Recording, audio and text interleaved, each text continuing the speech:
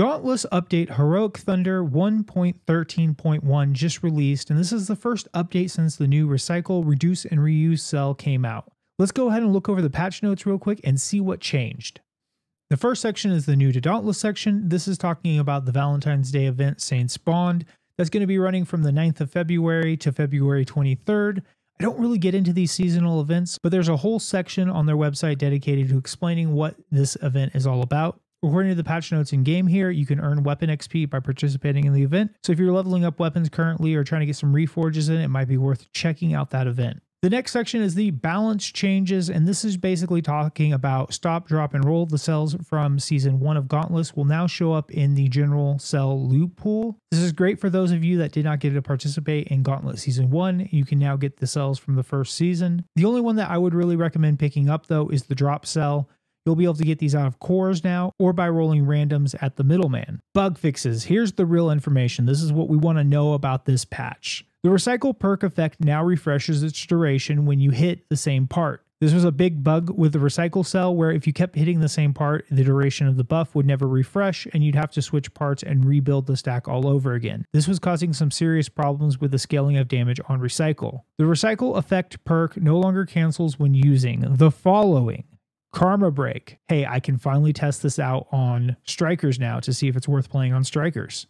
Lantern effects. We can use something other than Shrike's Zeal. I am very excited about this part. That was a big deal to me. I wanted to play around with this using a Revenant build, but with my Revenant builds, I really like to run the Shield Lantern. And because the Shield Lantern does damage, I couldn't do that. So I will probably have at least one new build video this week because I can use other lanterns now in my builds.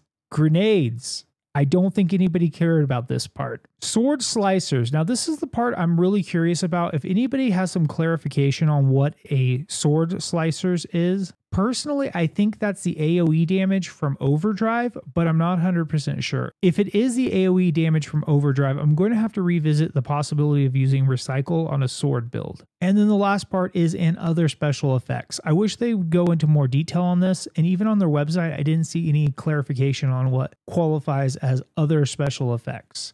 I'm assuming these are mostly damage effects caused by weapons or tonics and stuff like that. I don't think this is going to include Omni cells, but I would really like to know if that includes Omni cells because that would be a big deal for people running Revenant. In the next section here, weapon trackers. If you played around with the biggest hit tracker, you probably realized that there was something wrong with that tracker about 2 or 3 hunts in.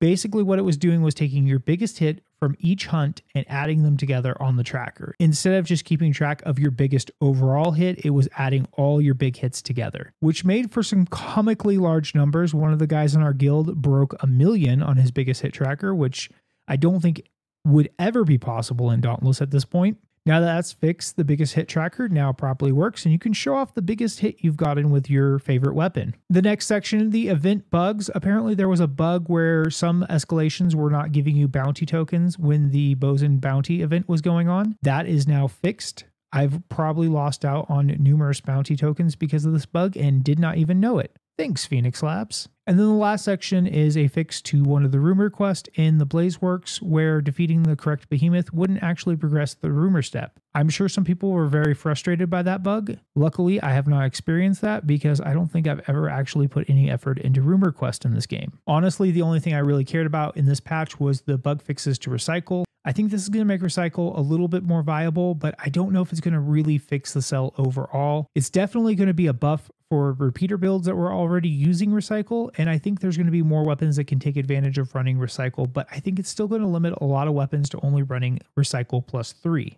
I just don't see a lot of weapons that are going to be able to fully take advantage of a +6 Recycle build still, but I'm really curious about the changes with the sword slicers. If that is what I think it is, I think it might actually be possible to run Recycle with sword. It might even be possible to run it at a full +6. So this weekend, I'll definitely be playing around with the Recycle on a couple different builds. Hopefully I'll get some more build videos up this weekend. Let me know what you guys think about the changes to Recycle in the comment section down below, and I will see you guys in the next video.